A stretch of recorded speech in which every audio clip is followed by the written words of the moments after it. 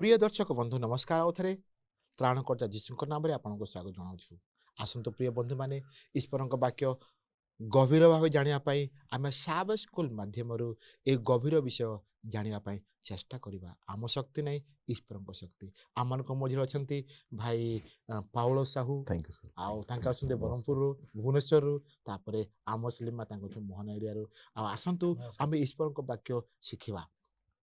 शिखा पूर्वे निवेदन करुछि भाई पाउल छोट प्रार्थना कर। दयामय सृष्टिकर्ता पिता आम धन्यवाद दूचे एत गभीर एवं एत निबिड़ विषय तुम्हें प्रथम करन द्वितीय करन प्रकाश करुछ आम से कोटि कोटि धन्यवाद दूचे। आस पिता आज जो क्लास अच्छी तुम शिखापी साहाय्य कर बुझापी साहाय्य कर वक्ता मैंने अच्छा श्रोता मैंने अच्छा समस्त तुम आत्मा परिपूर्ण कर जीशु नाम मागुछि आमेन आमेन।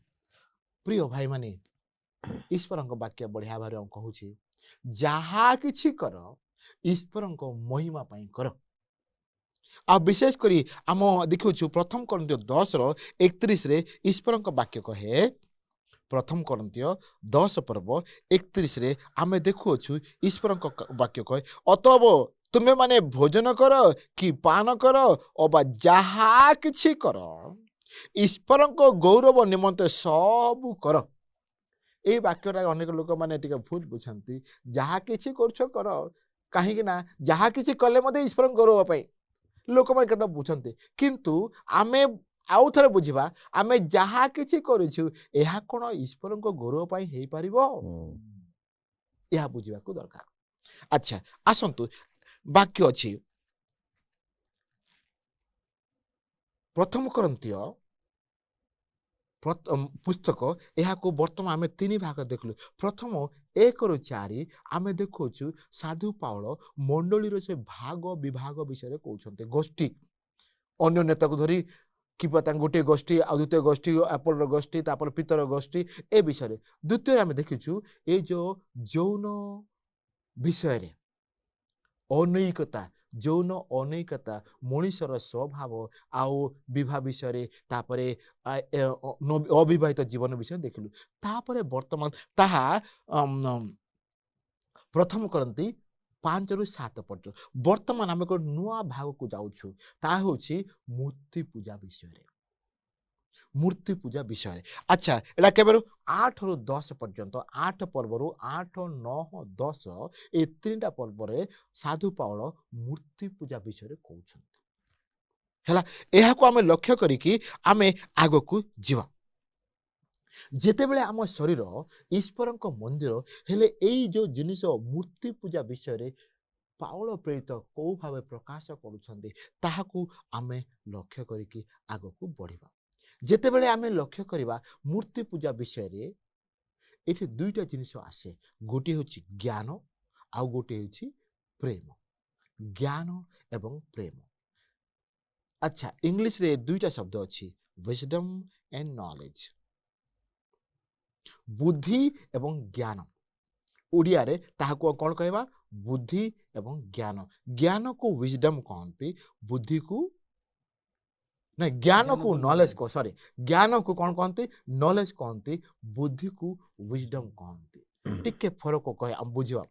ज्ञान कौन बुद्धि कौन ज्ञान होची जहा किछि आमे दुनिया रु बा बहि रु बा आमे शिखिबा शिक्षित लोक मानको ठारू किंतु बुद्धि होची आमे की प्रकार से ज्ञान को आमे व्यवहार करिबा। आमे समस्त प्रकार ज्ञान अर्पण करि परिबा किंतु समस्त प्रकार ज्ञान को आमे व्यवहार करि परिबा नाही ताहाको आमे बुद्धि कहउछु। अच्छा वर्तमान आमे साधु पाउल को हिसाब रे ज्ञान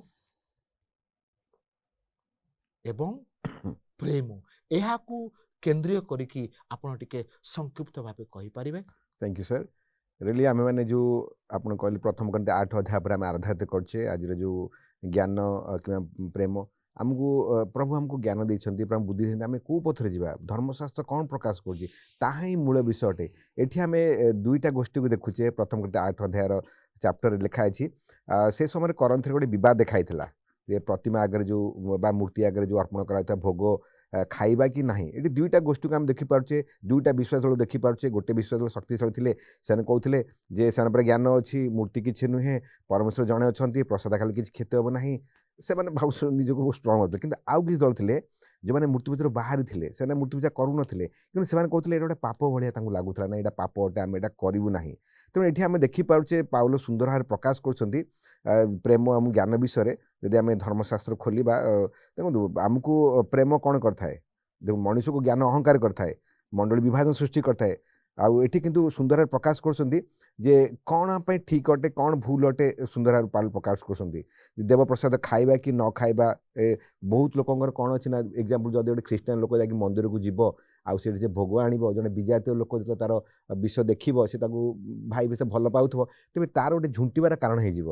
ଇଏ ଭାଇ ତ ଖ୍ରୀଷ୍ଟିଆନ ଲୋକ, ଇଏ ଆସି ମନ୍ଦିର ଭୋଗ ଖାଉଛି କିମ୍ବା ଯେଉଁଠି ଗଲେ ଭୋଗ ଖାଇ ଦେଉଛି, ହେଲେ ସିଏ ଯେଉଁ ଯୀଶୁଙ୍କ ପାଖକୁ ଆସିଥାନ୍ତା ୟାର ବିଶ୍ୱାସ ଦୁର୍ବଳ ଦେଖି ହଉ ସବୁ ସମାନ ଈଶ୍ୱର ଅଛନ୍ତି, କିଛି ନାହିଁ, ଯାହା ଖାଇଲେ ଚଳିବ, ଯାହା ଇଏ କଲେ ଚଳିବ, ତାର ଜୀବନରେ ଏଇ ଯେଉଁ ପ୍ରଭାବ ଦେଖିକି ସେଇ ଯେଉଁ ଆସୁଥିବା ଦୁର୍ବଳ ବିଶ୍ୱାସୀ ବା ଆସୁଥିବା ଯେଉଁ ଅଳ୍ପ ବିଶ୍ୱାସୀ ସିଏ ଆସ୍ତେ ଆସ୍ତେ ଖ୍ରୀଷ୍ଟଠୁ ଦୂର ହେଇଯିବ। ତେଣୁ ପାଉଲ ସୁନ୍ଦର ପ୍ରକାଶ କରନ୍ତି ପ୍ରଥମ କରିନ୍ଥୀୟ ଏଇଠି ଲେଖା ଅଛି, ଆମେ ବହୁତ ଥର ପଢ଼ିଛେ, କେତେ ଅଧ୍ୟାୟ, ଯେ ସେ ଦୁର୍ବଳତାର କାରଣ ନ ହଉ। ପ୍ରଥମ କରିନ୍ଥୀୟ ଯଦି ଆମେ ଖୋଲିବା ତାହା ସେ ପଦ ମୁଁ ଇଏ ହେଇଗଲା ମୋର, ଟିକେ ସାର୍ କାଇଣ୍ଡଲି କହିଦିଅନ୍ତୁ ସେ ପଦ, ସେ ଦୁର୍ବଳତାର କାରଣ ନ ହଉ, ଝୁଣ୍ଟିବାର କାରଣ ନ ହଉ, ସେ ପଦ ଅଛି ବାଇବଲରେ। ଆଚ୍ଛା, ଆପଣ ଠିକ କହିଲେ। ଏ ବିଷୟରେ ଆଉ ଥରେ ଆମେ ଟିକେ ଗୁରୁତ୍ୱ ସାର୍। ଦେବା। କ'ଣ ବିଷୟରେ? ଜ୍ଞାନ ଏବଂ ବିଷୟରେ। ପ୍ରେମ। ମୋର ଜ୍ଞାନ ଲୋକମାନଙ୍କୁ ପ୍ରେମ ଦେଖାଇବା ପାଇଁ ହେବାର ଅଛି। କେବେ କେବେ ସେମାନେ ଭୁଲ କରନ୍ତି, କିନ୍ତୁ ଯେତେବେଳେ ସେମାନଙ୍କ ପାଇଁ ମୋର ଜ୍ଞାନ ଗୋଟେ ଦୁର୍ବଳ କାରଣ ନ ହଉ, କିନ୍ତୁ ସେମାନଙ୍କର ବିଶ୍ୱାସକୁ ବଢ଼ାଇବା ପାଇଁ ମୋର ଜ୍ଞାନ ଲାଗୁ ହଉ। ଯଦି ସେମାନଙ୍କ ବିଶ୍ୱାସକୁ ବଢ଼ାଇବା ପାଇଁ ଚାହିଁବି, ହେଲେ ମୋତେ କ'ଣ ଦରକାର? ପ୍ରେମ ଦରକାର। ପ୍ରେମ ବିହୁନେ ଭାଇ ସବୁ ଅସାର, ବଢ଼ିଆ ଗୀତ ଅଛି। ପ୍ରେମ ନଥିଲେ କିନ୍ତୁ କ'ଣ? ସବୁ ଅନ୍ଧାର। ଏଠାରେ କୌଣସି କୋଉ ପ୍ରେମ ବିଷୟ ଦେଖାଉଛି? ଈଶ୍ୱରଙ୍କର ପ୍ରେମ ବିଷୟରେ ଏହା ଦର୍ଶାଉଛି। ଆମମାନଙ୍କୁ ଜ୍ଞାନ ଦରକାର, କିନ୍ତୁ ସେ ଜ୍ଞାନକୁ ଆମେ ଯେ ପ୍ରକାର ବୁଦ୍ଧିରେ ପରିଣତ କରିକି ବୁଦ୍ଧିରେ ଯେପରିକି ଆମେ ବ୍ୟବହାର କରିବା, ହେଲେ କ'ଣ ହେବ? ଲୋକମାନଙ୍କ ପ୍ରେମ, ଈଶ୍ୱରଙ୍କ ପ୍ରେମ ଅନ୍ୟମାନଙ୍କୁ। ସେ ପଦ ପାଇଲି ମୁଁ ପ୍ରଥମ କରିନ୍ଥୀ ଆଚ୍ଛା 8:13 ଲେଖା ଅଛି, ଆଚ୍ଛା ଅତଏବ ଯଦି ଖାଦ୍ୟଦ୍ରବ୍ୟ ମୋର ଭାଇର ବିଘ୍ନର କାରଣ ହୁଏ, ତେବେ ମୁଁ ମୋର ଭାଇ ଯେପରି ବିଘ୍ନ ନ ପାଏ ଏଥିପାଇଁ ମୁଁ ସେ ଖାଦ୍ୟ ଖାଇବି ନାହିଁ। ମୋର ଦୁର୍ବଳତାର ଏଇଟା ଲାଗିଛି, କାରଣ ଜ୍ଞାନୀ ଯେ ତୁମେମାନେ ଯଦି ତୁମମାନଙ୍କୁ ଦେବାଳୟରେ ଭୋଜନ କରିବାର ଦେଖେ, ସେ ଦୁର୍ବଳ ହୋଇଥିଲେ ତାର ବିବେକ କ'ଣ ଦେବପ୍ରସାଦ ଭୋଜନ କରିବା ସାହସିକ ହେବ ନାହିଁ? ଏଣୁ ଯେଉଁ ଦୁର୍ବଳ ଭ୍ରାତା ନିମିତ୍ତ ଯୀଶୁଖ୍ରୀଷ୍ଟ ମୃତ୍ୟୁଭୋଗ କଲେ, ସେ ତୁମର ଜ୍ଞାନ ଦ୍ୱାରା ନଷ୍ଟ ହେଇଗଲା। ଏହି ପ୍ରକାର ଭାଇମାନଙ୍କୁ ଭିତରେ ପାପ କରି ଦୁର୍ବଳ ବିଭୂତ ଆଘାତ କରି ତୁମେ ଖ୍ରୀଷ୍ଟ ମଧ୍ୟରେ ପାପ କରୁଛ ବୋଲି ବାଇବଲ ପ୍ରକାଶ କରୁଛି। ହେଲେ ଠିକ କହିଲ, ଜ୍ଞାନ ଆମମାନଙ୍କର ବିଶ୍ୱାସକୁ ଆଗେଇ ନେବାର ଅଛି। ଜ୍ଞାନ ଆମମାନଙ୍କ ପ୍ରେମକୁ ଆଗକୁ ନେବାର ଅଛି। ଜ୍ଞାନ ମଣ୍ଡଳୀକୁ କ'ଣ କରାଅଛି? ଦୃଢ଼ କରିବାର ଅଛି। ଯଦି ଏଇ ଜ୍ଞାନ ମଣ୍ଡଳୀକୁ ଭାଙ୍ଗିବା ପାଇଁ, ବିଶ୍ୱାସୀମାନଙ୍କ ବିଶ୍ୱାସକୁ ଭାଙ୍ଗିବା ପାଇଁ, ହେଲେ ଏଇ ପ୍ରକାର ଜ୍ଞାନକୁ ମୂର୍ଖାମୀ ବୋଲି ଆମେ ଦେଖୁଅଛୁ। ସେ ଯୋଗୁଁ ଆମକୁ କ'ଣ ଦରକାର? ଈଶ୍ୱରଙ୍କ ଜ୍ଞାନ ଦରକାର, ଈଶ୍ୱରଙ୍କ ବୁଦ୍ଧି ଦରକାର, ଯେଉଁ ଦ୍ୱାରା କି ଆମେ ଈଶ୍ୱରଙ୍କ ପ୍ରେମକୁ କ'ଣ କରିବା? ଆମେ ଅନ୍ୟମାନଙ୍କୁ ଦେଖାଇ ପାରିବା, ଯାହାଦ୍ୱାରା ମଣ୍ଡଳୀ କ'ଣ ହେବ? ବୃଦ୍ଧି ପ୍ରାପ୍ତ ହେବ, ଦୃଢ଼ ହେବ ଏବଂ ବୃଦ୍ଧି ପାଇବ। ଆମେନ୍। ଦୃଢ଼ ହେବ ଏବଂ ବୃଦ୍ଧି ପାଇବ। ଯଦି ସେଟା କ'ଣ କମଜୋର ଥିଲେ, ଦୁର୍ବଳ ଥିଲେ, ସେ ମଣ୍ଡଳୀ ବୃଦ୍ଧି ପାଇବ ନାହିଁ। ଆଚ୍ଛା, ତାହାକୁ ଆମେ ସ୍ମରଣ କରିକି ଆଉ ଆମସ୍ ଯାହା ଆମେ ଦେଖୁଅଛୁ ଈଶ୍ୱରଙ୍କ ବାକ୍ୟ, God is a God of love. ଈଶ୍ୱର କ'ଣ? ପ୍ରେମମୟ ପରମେଶ୍ୱର। ଆଉ ଦ୍ୱିତୀୟ କଥା, କି ପ୍ରକାର ପରମେଶ୍ୱର? His love is selfless. କୌଣସି ସ୍ୱାର୍ଥତା ନଥିବା ପ୍ରେମ। ଏଇ ଯେଉଁ ପ୍ରେମକୁ ଆମେ ମଣ୍ଡଳୀରେ କି ପ୍ରକାର ବ୍ୟବହାର କଲେ ମଣ୍ଡଳୀ ଆଗକୁ ବଢ଼ିବ, ବୃଦ୍ଧି ପାଇବ ଏବଂ ଈଶ୍ୱରଙ୍କ ମହିମା ଗୌରବ ହେବ। କାହିଁକିନା ଆମର ପାଠ କ'ଣ? ଯାହା କିଛି କର ଈଶ୍ୱରଙ୍କର ଗୌରବ ପାଇଁ କର। ଆଚ୍ଛା, ଆଗକୁ ଟିକେ ଯାଇ ଆପଣ ଟିକେ ଧନ୍ୟବାଦ ଦେଉଛି ଏଇ ପ୍ରଶ୍ନ ପାଇଁ। ଧନ୍ୟବାଦ ଦେଉଛି ପ୍ରଶ୍ନ ପାଇଁ। ଆମେ ଦେଖିବା ଯେତେବେଳେ ପ୍ରେମ ବିଷୟରେ ଆମେ ଯେତେବେଳେ କଥା ହଉ, ପ୍ରତ୍ୟେକ ଜଣ ପ୍ରେମ କରନ୍ତି। ଆଉ ଏବେକା ସମୟରେ ଆମେ ଯଦି ଦେଖିବା, ପ୍ରତ୍ୟେକ ଜଣ ନିଜକୁ ବହୁତ ପ୍ରେମ କରନ୍ତି। ଏଇଟା କି ପ୍ରେମ ହେଲା? ନିଜସ୍ୱ ପ୍ରେମ। କିନ୍ତୁ ଆମେ ଯେତେବେଳେ ବାକ୍ୟକୁ ଯିବା, ଏଠାରେ ଲେଖା ଅଛି ନିସ୍ୱାର୍ଥ ପ୍ରେମ ବିଷୟରେ ଲେଖା ଅଛି। निस्वार्थ प्रेम माने जो प्रेम रे स्वार्थ नाही आमे एई प्रेम को बुझिया पाई पाउलंक जीवन को आमे ठीक लक्ष्य करबा ताहाले आमे जानि परबा जे एई प्रेम की परि प्रेम हेबा आवश्यक आउ एई प्रेम एई निस्वार्थ प्रेम आम मध्य थिबा द्वारा मंडलीर किपरि उन्नति हेबो से विषय को आमे देखिबा तीनटा पॉइंट मु कहबा पई चाहे प्रथम विषय हला भोजन और पान करबा विषय को नहीं आम समस्त आवश्यक अच्छे खाइबा एवं पीवा एई विषय एई जो सामग्री मंडली जे सेवा कार्य करथिबे तांकू देबार एडा अधिकार अछि बा जे जो सेवा कार्य करछि से एडा मंडली द्वारा पाइबार अधिकार अछि किंतु प्रेरित पाउल ए विषय को तांके नेउ नथिले तांके कोन करथिले तंबू कार्य करथिले एवं सेई अर्थरे तांके निज खाइबा पीबा तांके आयोजन करुथिले एडा हमें प्रथम कोरिन्थियो 9 अध्याय 4 पदरे देखिबा को पाइबा आउ द्वितीय विषयटा कोन जे सेई समय रे जो माने सेवा कार्य करथिले सेमानंकर सबआडे जीवार अर्थ मध्य मंडली जोगौथिले जदि से माने कोन दंपति जदि स्वामी आउ स्त्री अछंती से माने जुआडे भी जाउथिले सेमानकर अर्थ सेमानको खाइबा पैसा मध्य सेमानको दिया होतला ले प्रेरित पाउल किंतु ए विषय को तांके व्यवहार करि पारथांते जदि तांके चाहि तांते मु जदि विवाह करिवि ताले मते अर्थ मिलिबो बोली ताले तांके विवाह करि पारथांते हमें तांकर उदाहरण देखि पारबा जो माने विवाह करी सेवा कार्य करथिले से माने प्रिस्किला ओ अकिला एवं आउ गोटे दंपति अछंती जहां को नाम आंद्रोनिको वो जुनिया हेले प्रेरित पाउल एई सुविधा को मध्य तांके नहीं नथिले कारण तांके एपरी सेल्फलेस माने निस्वार्थ प्रेम देखि चंती जो द्वारा मु मंडली ठारू न नहीं बरं मु मोर भरण पोषण करिबी तृतीय विषय हला जे तांके जेहेतु मंडली रे सेवा कार्य करछंती वेतन पाइबार मध्य योग्य माने दरमा पाइबार योग्य थिले किंतु सेई दरमा मध्य तांके नेउ नथिले कारण तांके से जो तंबू कार्य करथिले सेई कार्य रो ही तांकर से पैसा जहाँ मिलुतला से पैसा रे ही तांके जीविका माने तांके जीवन बंचुथिले तो एठु आमे देखुछु जे प्रेरित पालंकर किपरि निस्वार्थ प्रेम मंडली प्रति थिबारो मंडली उन्नति हेबारे सहाय्य होई पारो बोले हम जानि पारो ठीक कहलो प्रथम करंतियो 9:14 गोटे बढ़िया विषय लिखा है से विषय वस्तु कौन जो माने सेवा कार्य करंती से माने सेवा कार्य रु जीवित हेबे those who work for the gospel are sustained by the gospel नहीं अच्छा एथिरे हम देखुछु बारनाबास ताके कोन काम करथले हम जानिनु हां से तांगर विषय उल्लेख करा जायने कोन करथले ताके कोन करथले जानिनु ठीक से प्रकार साइलास मध्ये कोन करथले हम जानिनु किंतु एठारे साधु पाल कोन कोछन्ते माने जो माने ईश्वरन को पाछ काम करछंती ईश्वरन को सेवा कार्य करछंती से माने मंडली द्वारा कोन सपोर्ट साहाय्य पाइबारो दरकार थिला एवं कोन वर्तमान दरकार द पॉइंट इज वर्तमान से मानको आमे साहाय्य कले से माने कोन करिवे से माने आउ अन्य मानको प्रचार करिवे एथिरे आमे गोटी जिंस देखुछु कि जोटा कि मंडली मध्य निस्वार्थ हेबार अछि मंडली निस्वार्थ हेबार भावना कोन भाई भौणी माने विश्वासी माने मध्य निस्वार्थ हेबार निहाती दरकार काहे कि ना यीशु ख्रीष्ट निस्वार्थी थिले केनथिले निस्वार्थ थिले तांकर प्रेम केमिति कोनोसी स्वार्थ रे नथिला जहन 3:16 तांकण कले सब किछि तांका देई देले जे केही तांको विश्वास करिवे कोन करिवे से माने अनंत जीवन पाइबे it was a selfless love for a selfless purpose यह कोन निस्वार्थी प्रेम गोले निस्वार्थ कारण मंडली रे जेतले सभ्य माने आ विश्वास माने निस्वार्थी थांती से माने केवल ईश्वर को काम को आगो बढ़ाउचंते एतिकी नुहे तांकर गुण को तांके देखौचंती भाई पाउल गत दिन मानकरे केवल आमे ज्ञान आगो को देखि नै पछरे जा घटी छी ताहाकु मध्ये जदि आमे चिंतित करिवा हेले कोन हबो आमे ପାଠ ଶିଖିପାରିବା କି ପରମେଶ୍ୱର କି ପ୍ରକାର କଢ଼େଇଥିଲେ, କି ପ୍ରକାର କଢ଼େଇବେ ଏବଂ କି ପ୍ରକାର ଆଗକୁ ଦିନ କ'ଣ କରିବେ ତାଙ୍କେ ଆମକୁ ବଢ଼େଇକି ନେଇଯିବେ। ଏ ବିଷୟରେ ଆପଣ ଟିକେ ସାର୍ ଦେଖନ୍ତୁ କହନ୍ତୁ। Thank you sir. ପ୍ରଥମ ଆମେ ବର୍ତ୍ତମାନ ଯେଉଁ ମଙ୍ଗଳାରେ ପାଠ ପଢୁଛେ ପ୍ରଥମ 10 ଅଧ୍ୟାୟ ଉପରେ ଆଧାରିତ ଅଛି। ହଁ। ଏଠି ପାଉଲ ପ୍ରେରିତ ସୁନ୍ଦର ଭାବରେ ପ୍ରକାଶ କରୁଛନ୍ତି ସେ ଇସ୍ରାଏଲ ମାନଙ୍କର ଯେଉଁ ଅନୁଭବକୁ ଦେଇଛନ୍ତି ଗୋଟେ ସତର୍କବାଣୀ ଦେଉଛନ୍ତି। ଆଉ ସେ ସତର୍କବାଣୀ ଆମେ କିନ୍ତୁ ଅତୀତରୁ ଆମେ ଶିକ୍ଷା କରିପାରିବା। ଅତୀତରେ ଇସ୍ରାଏଲ ମାନେ ଯେଉଁ ପାପ କରିଥିଲେ କିଭଳି ସେ ମରୁଭୂମିରେ ଥିବା ସମୟରେ ପରମେଶ୍ୱର ଏତେ ଆଶୀର୍ବାଦ ସେମାନେ ପାଇଥିଲେ ତଥାପି ସେମାନେ ଗୁରୁତର ପାପ କରିଥିଲେ। ଫାଷ୍ଟ ଆମେ ଦେଖିଥିଲେ ପ୍ରତିମା ପୂଜା କରିଥିଲେ, ପରମେଶ୍ୱରଙ୍କୁ ଛାଡ଼ି ଦେଇଥିଲେ। ଦ୍ୱିତୀୟରେ ଯୌନ ବ୍ୟଭିଚାର ଯେଉଁଟା ଆମେ ପଢ଼ୁଛେ ସେ ଅନୈତିକ କାର୍ଯ୍ୟରେ ମଧ୍ୟ ଲିପ୍ତ ରହିଥିଲେ ସେମାନେ।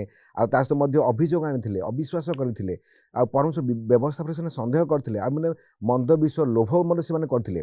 ତେଣୁ ଏଇ ଯେଉଁ ଏତେ ସୁଯୋଗ ପାଇଲା ପରେ ଆମେ ଦେଖିପାରୁଛେ ପ୍ରଭୁ ଏତେ ସୁଯୋଗ ଏତେ ସୌଭାଗ୍ୟ ଦେଲେ ମଧ୍ୟ ଏମାନେ ଗୁରୁତର ପାପ ଗୁଡ଼ିକ ଆହୁରି କରିଚାଲିଲେ। ତେଣୁ ଏଇଟା କେବଳ ଯେ ଇସ୍ରାଏଲ ପାଇଁ ଥିଲା ଯେ ଆଜି ମଧ୍ୟ ଆମେ ଦେଖୁଛେ ପ୍ରଭୁ ସେମାନଙ୍କ ପାଇଁ ସେ ସୁଯୋଗ ଦେଇଥିଲେ, ସେମାନେ ସେ ଭୁଲ କଲେ। ଆଜି ମଧ୍ୟ ଆମ ପାଇଁ ମଧ୍ୟ ସେ ସୁଯୋଗ ଅଛି, ଆମେ ମଧ୍ୟ ସେ ଭୁଲ କରୁଛୁ। ଇଭେନ୍ ବାଇବଲ ପ୍ରକାଶ କରୁଛି ପରମେଶ୍ୱର ସେମାନଙ୍କୁ ମେଘ ସ୍ତମ୍ଭ ଦ୍ୱାରା ବାଟ ଦେଖାଇ ନେଲେ, ଯେଉଁଟା ଆମେ ବାଇବଲରେ ପଢ଼ୁଛେ ବାପ୍ତିସ୍ମ ତୁଳନା କରାଯାଇଛି। ତା ସହିତ ମଧ୍ୟ ଆମେ ଦେଖୁଥିଲେ ପ୍ରଭୁ ସବୁ କେତେ ଚମତ୍କାର କାର୍ଯ୍ୟ କରିଥିଲେ, ତଥାପି ସେମାନେ ଦେଖିଲେ, ସେମାନେ ଜାଣିଲେ, ତଥାପି ସେମାନେ ସେ ପାପର ଲିପ୍ତ ରହିଲେ, ଆଉ ସେଇ ଅମାନିତ ରହିଲେ। ତେଣୁ ଆଜି ଆମକୁ ପାଉଲ ସତର୍କ କରୁଛନ୍ତି। ଆମେ ଭାବୁଛୁ ଆମେ ଦୃଢ଼ ଅଛୁ, ଆମେ ବହୁତ ଷ୍ଟ୍ରଙ୍ଗ ଅଛୁ, ଆମେ କହୁଛୁ ପରୀକ୍ଷାରେ ଆମେ ପଡ଼ିବୁ ନାହିଁ। ନାଇଁ, ଆମକୁ ନିହାତି ଭାବରେ ଆମେ ଇସ୍ରାଏଲ ମାନଙ୍କଠୁ ଗୋଟେ ଇତିହାସ ଶିକ୍ଷା କରିବାର ଅଛି, ଜାଣିବାର ଅଛି ଯେ କେତେ ଗୁରୁତର ସମୟରେ ଆମେ ମଧ୍ୟ ପାପରେ ପଡ଼ିଯିବାର ସମ୍ଭାବନା ଅଛି। ତେଣୁ ଆମେ ନିଜ ଉପରେ ଡିପେଣ୍ଡ କରିବା ନାହିଁ, ପ୍ରଭୁଙ୍କଠାରେ ଭରସା କରିବା, ନିର୍ଭର କରିବା ନିହାତି ଆବଶ୍ୟକ ଅଛି। ଏଠି ଦୁଇଟା ଜିନିଷ ନେଇକି ଗୋଟେ ହେଉଛି ମୂର୍ତ୍ତି ପୂଜା ଆଉ ଗୋଟେ ବ୍ୟଭିଚାର। ଜିହୁଦୀ ମାନଙ୍କ ଜୀବନରେ ଏଇ ଦୁଇଟା ଜିନିଷ ସେମାନଙ୍କୁ କହିଲେ ତାଙ୍କ ଜୀବନରେ ଏ ଦୁଇଟା ଜିନିଷ ତାଙ୍କୁ ଛାଡ଼ି ପାରିଲେ ନାହିଁ, ଶେଷ ପର୍ଯ୍ୟନ୍ତ ତାଙ୍କେ ଛାଡ଼ି ପାରିଲେ ନାହିଁ। ଏଇ ଦୁଇଟା ଯୋଗୁଁ ସେମାନେ କ'ଣ ହେଲେ ବନ୍ଦୀ ହେଇକି କ'ଣ ଆସିରିଆକୁ ଗଲେ, ବନ୍ଦୀ ହେଇକି କୋଉଠି ଗଲେ ବେବିଲନ ଗଲେ। କୋଉଟା ଜିନିଷ ମୂର୍ତ୍ତି ପୂଜା ଏବଂ ବ୍ୟଭିଚାର। ଏ ଦୁଇଟା ଜିନିଷରୁ ଯଦି ମଣ୍ଡଳୀ ସତର୍କ ରହିବ ହେଲେ ମଣ୍ଡଳୀ ନିଶ୍ଚୟ ବଢ଼ିବ। ଆଉ ଗୋଟେ ବିଷୟ ମୁଁ ଯାହା ଆପଣ କହୁଛନ୍ତି ସେଥିରେ ମୁଁ କହିବା ପାଇଁ ଚାହୁଁଛି ଭାଇ ପାଉଲ କି ଆଇଡୋଲେଟ୍ରି ମୂର୍ତ୍ତି ପୂଜା କ'ଣ?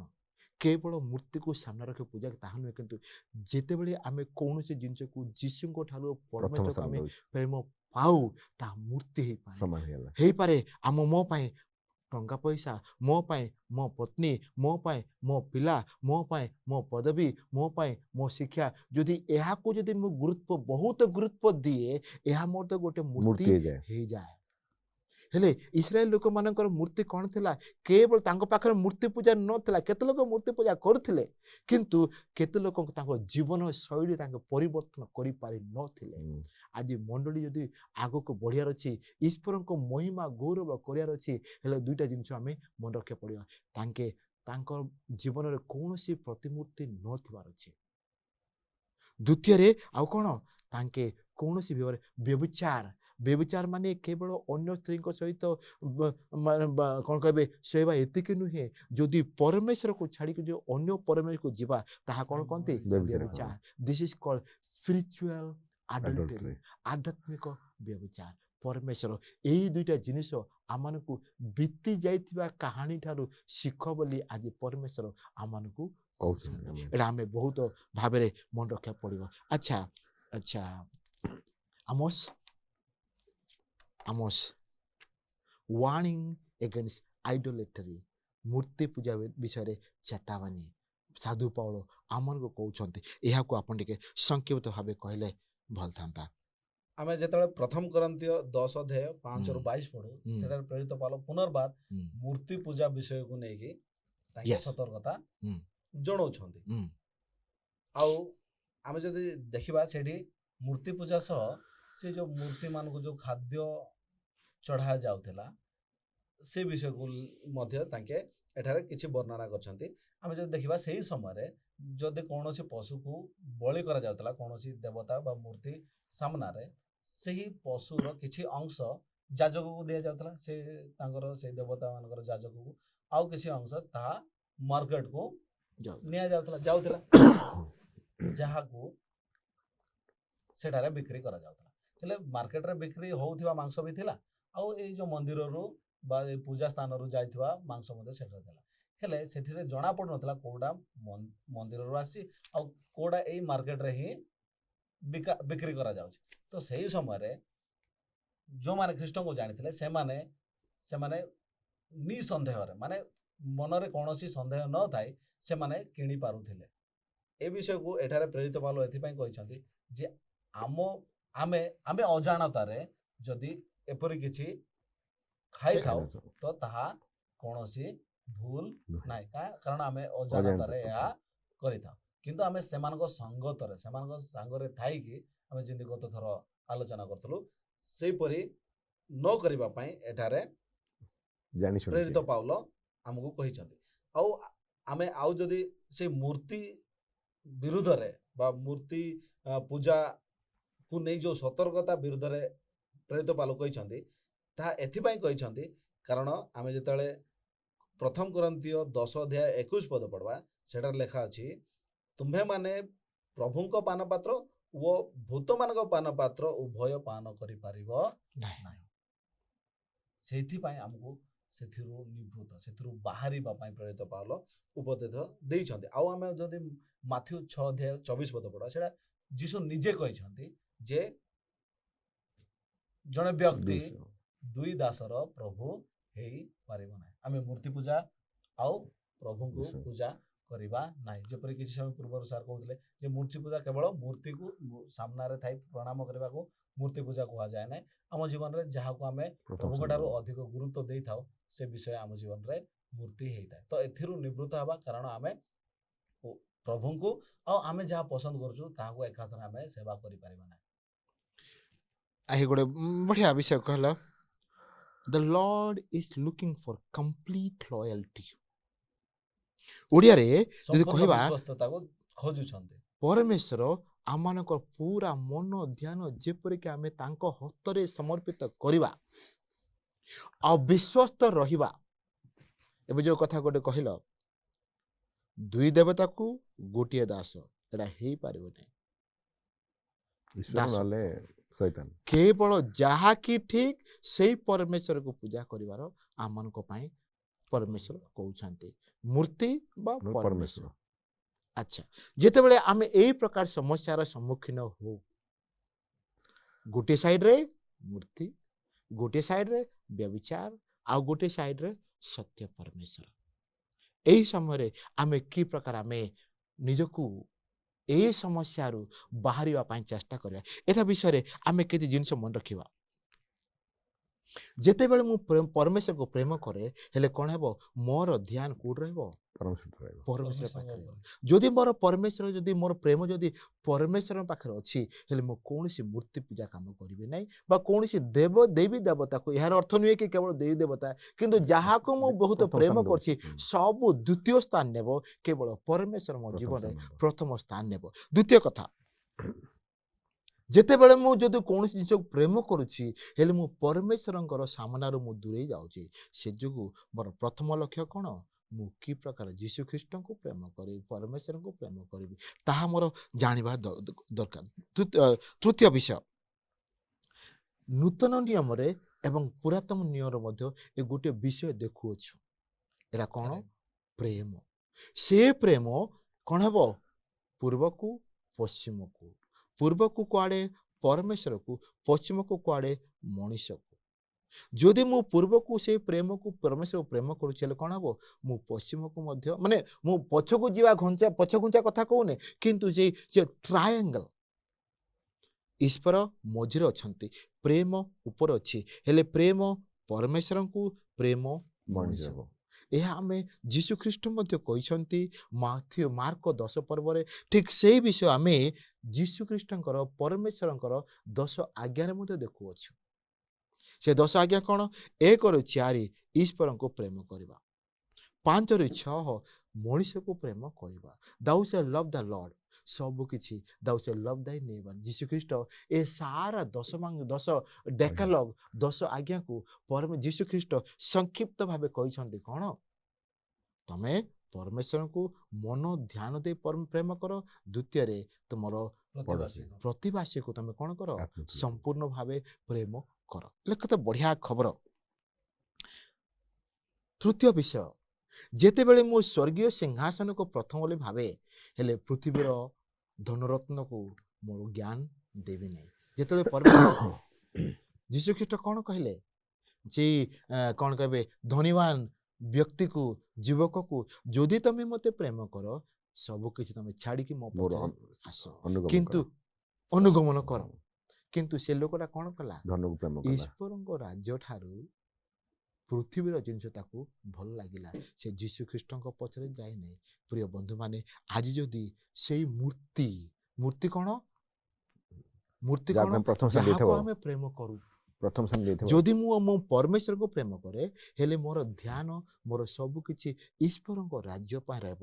ଯେତେବେଳେ ମୋର ଧ୍ୟାନ ଈଶ୍ୱରଙ୍କ ରାଜ୍ୟ ପାଇଁ ଅଛି ଏ ଜାଗତିକ ମୂର୍ତ୍ତିମାନଙ୍କୁ ମୁଁ କ'ଣ କରିବି ତୋଡ଼ିଦେବି। ଏହାକୁ ମୁଁ ଗଣିତ କରିବି ନାହିଁ। ଆଜି ଈଶ୍ୱରଙ୍କ ବାକ୍ୟ ଏହି ବିଷୟବସ୍ତୁ କହୁଛନ୍ତି କି ଆମେ ସର୍ବପ୍ରଥମେ କାହା ରାଜ୍ୟ ଖୋଜିବା ଈଶ୍ୱରଙ୍କ ରାଜ୍ୟକୁ ଖୋଜିବା। ଶେଷରେ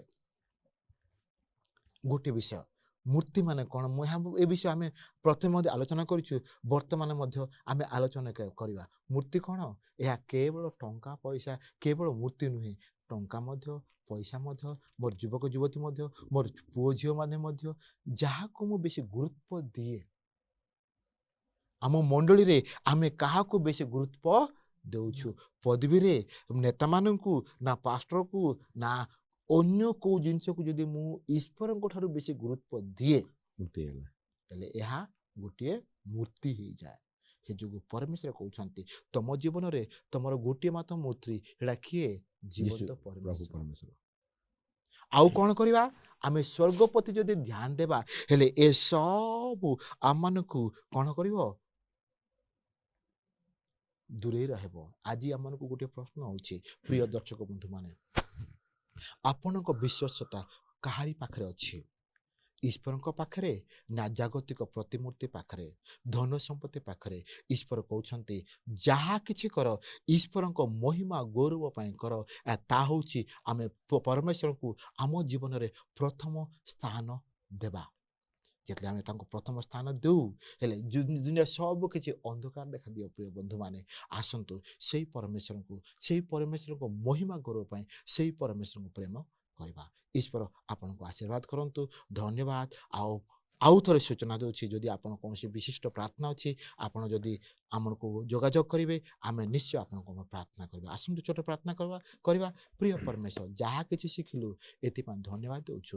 ଏହି ଶିକ୍ଷା ପାଇକି ଆମେ କେବଳ ତୁମକୁ ହିଁ ଆମ ଜୀବନରେ ପ୍ରଥମ ସ୍ଥାନ ଦେଇକି ଆଗକୁ ବଢ଼ିବା ପାଇଁ ସମସ୍ତଙ୍କୁ ସାହାଯ୍ୟ କର ବୋଲି ଛୋଟ ପ୍ରାର୍ଥନା ତ୍ରାଣକର୍ତ୍ତା ଯୀଶୁଙ୍କ ନାମ ମାଗୁଛୁ। ଆମେନ୍।